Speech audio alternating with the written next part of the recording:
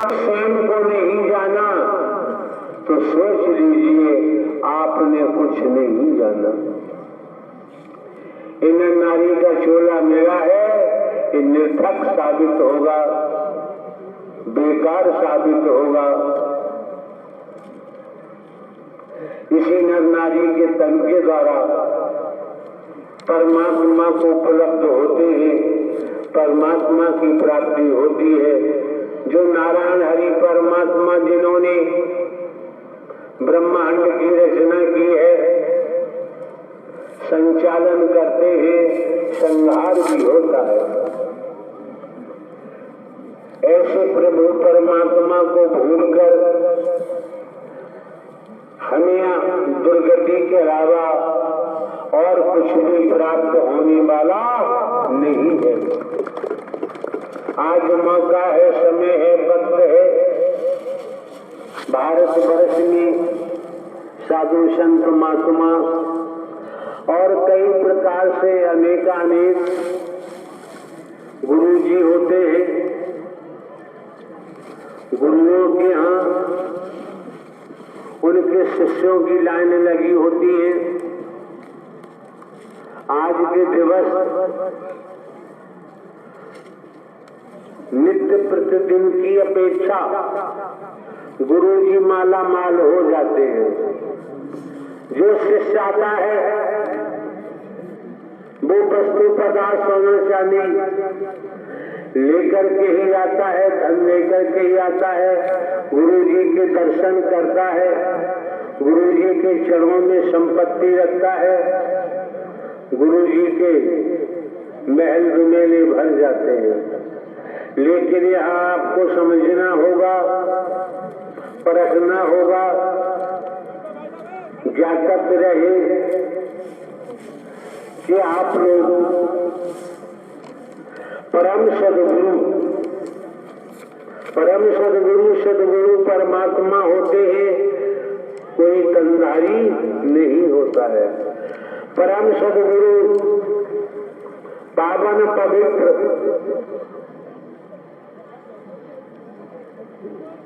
जो ये महाआयोजन महापुरुषों ने कराया है,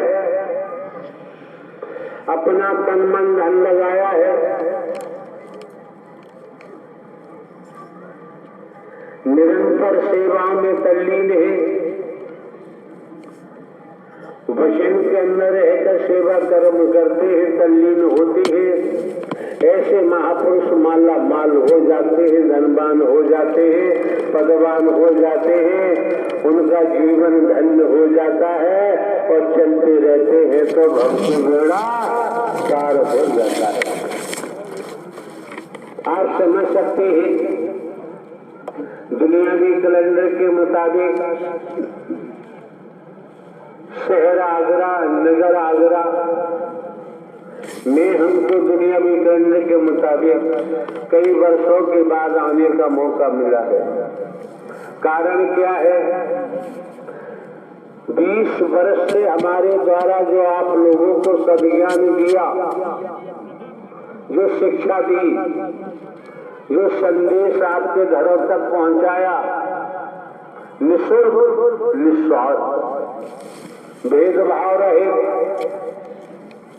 काला गोरा रहित, गरीब अमीर रहित, छोटा बड़ा रहित, कोई भेद ही नहीं रखा यहाँ और भेद है ही नहीं। परमात्मा के द्वारे में, परमात्मा के यहाँ किसी प्रकार का कोई भेद नहीं होता है। ये भेद कहाँ से टपका है, किसने टपकाया है? उस भेद को हटाने के बाद आप अभेद हो सकते हैं। अगर भेद नहीं हटा तो आप अभेद नहीं हो सकते। कि जिनके आप अंश है, ईश्वर अंश जीव अविनाशी, परमात्मा के अंश है। फिर क्यों भटक रहे हैं? फिर भटकने की आवश्यकता नहीं रह जाती है। हमारे द्वारा केवल 3 बातें दर्शाई गई हैं। पहला, परम सदगुरु परमात्मा का दर्शन। समझो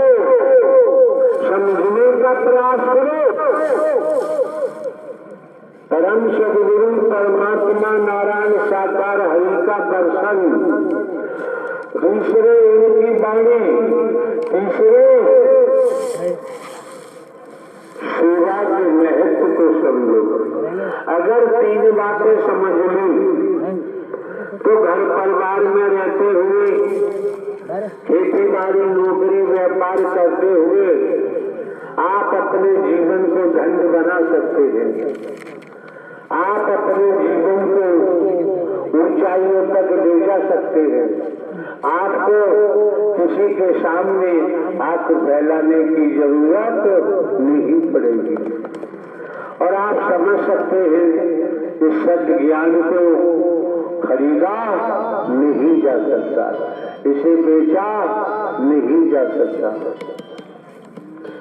तनिक जिसे समझ है वो सत्य के साथ को छोड़ नहीं सकता। एक बार को भोजन का परित्याग कर सकता है, लेकिन दर्शन, ब्रह्मवाणी और सेवा के महत्व को नहीं छोड़ सकता। इसी के द्वारा तो उसे सदगति मिलेगी, सदकर्म मिलेगा, सदगति मिलेगी और जीवन धन्य बना सकता है। ध्यान रखें, हमारे द्वारा अभी प्रवास पर रात्रि को किन्हीं महापुरुषों से चर्चा हो रही थी, तो उनको हमने बताया दुनिया में कैमरे चलाने वालों की कोई कमी नहीं है, कैमरे चलते ही रहते हैं।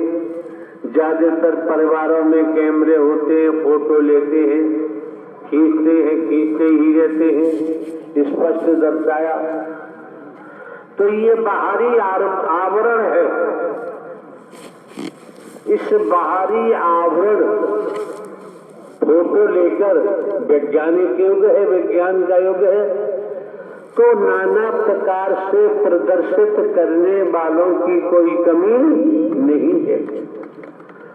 बड़े बड़े गजब से दिखाते हैं, दर्शाते हैं, लेकिन रात्रि उनको हमने बताया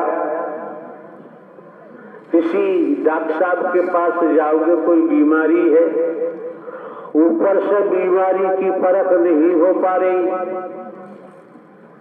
अंदर का मामला है, तो डॉक्टर साहब ने कहा फला लैब पर जाओ और एक्सरे कराओ।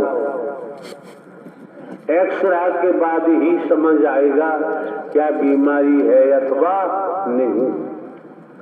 तो आप लोगों को समझ लेना चाहिए, जो बाहर का प्रदर्शन करते हैं, बाहर से धन की उगाही करते हैं, भारत के मूल उद्देश्य को नहीं समझ पाते, सनातन धर्म को नहीं समझ पाते, भारतीय संस्कृति को नहीं समझ पाते और एक दूसरे के सारे पर नाचने लगते हैं।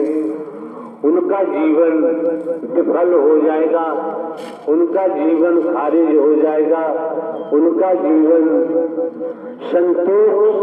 संतोषजनक रूप से जीवन को जी नहीं पाएंगे। तो जब एक्सरे कराया गया, एक्सरे की प्लेट डॉक्टर साहब के पास पहुंची, उन्होंने प्लेट को देखा, उस एक्सरे फिल्म को देखा, देखने के बाद वो जानते हैं ट्रेनिंग की हुई है, ट्रेनिंग शुदा है, तो उन्होंने देखा कि अंदर फला जगह ये कमी है।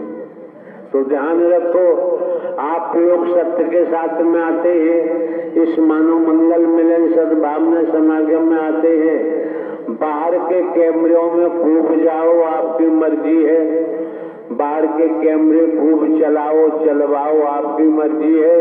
यहाँ तो ऐसी मशीन है जो तुम्हारे अंदर की फिल्म बना के तैयार कर लेती है। उसके बाद आपको सद्ज्ञान दिया जाता है, सद्कर्म की प्रेरणा दी जाती है। आप लोग जहाँ से भी आए हैं, आपके सेवादार बंधु हैं, आपकी बहन बेटियां सेवादार हैं, आप लोग हैं, जहाँ से भी आए हैं, अगर आपका पुरुषार्थ न होता, परमार्थ न होता, सत्य की आत्मा न होते, कमाई वाली आत्मा न होते, तो नारायण साकार हरि के दर पर आना संभव नहीं था। संभव समझने का प्रयास करो। कितने वर्षों के बाद शहर आगरा में आगमन हुआ है। आप समझ सकते हैं, जिन महापुरुषों को समझ है, जानकारी हो गई है, जिन्होंने दिव्य स्वरूप के दर्शन भी किए हैं, उनको पूछो, वो तड़पते हैं, चीखते हैं, चिल्लाते हैं कि किसी तरह से दर्शन हो जाए। आज नारायण साकार हरि परमात्मा ने आप समस्त महापुरुषों पर कितनी मेहर की है, कितनी रहमत की है, कृपा की है। खुलेआम दर्शन दे रहे हैं, परम सदगुरु बनकर दर्शन दे रहे हैं। हमारे द्वारा पूर्व में भी कहा गया है, जानकारी दी गई है आने वाले महापुरुषों को कि आप लोग आते हैं सत्य के साथ में इस मानव मंगल मिलन सद्भावना समागम में आप लोगों का मार्गदर्शन स्वयं नारायण साकार हरि परमात्मा परम सदगुरु बनकर करते हैं। इतनी बात नहीं समझ पाए तो फिर यहाँ दोबारा आने की जरूरत नहीं है। इतनी बात समझ गए तो किसी भल बेईमान लुटेरे के हाथों आप लुट नहीं सकते, कोई आपको ठग नहीं सकता, आपको धोखा नहीं दे सकता। जैसा जनपद आगरा में पूर्व में हुआ है, और आप ये समझ लीजिए, कर्मों की मार से इस ब्रह्मांड में न कोई बच पाया, न बच रहा है और न ही बच पाएगा। पौराणिक इतिहास के माध्यम से देखें तो कुत्ता, पतिया, गधा, घोड़ा, कीड़ा, मकोड़ा, सांप, बिच्छू, छिपकली अनेक वो इस सद्ज्ञान के लिए तड़प रहे हैं। ज्ञान तो दुनिया में है, सद्ज्ञान नारायण हरि परमात्मा ने ही दिया, जिससे जीव का कल्याण हो सके, आनंद को प्राप्त हो सके, भविष्य बेड़ा पार हो सके। जो आया है सो जाएगा, राजा रंक फकीर। तन की मौत निश्चित है, कर्म भोग पूरा होने के उपरांत। वो इस सद्ज्ञान के लिए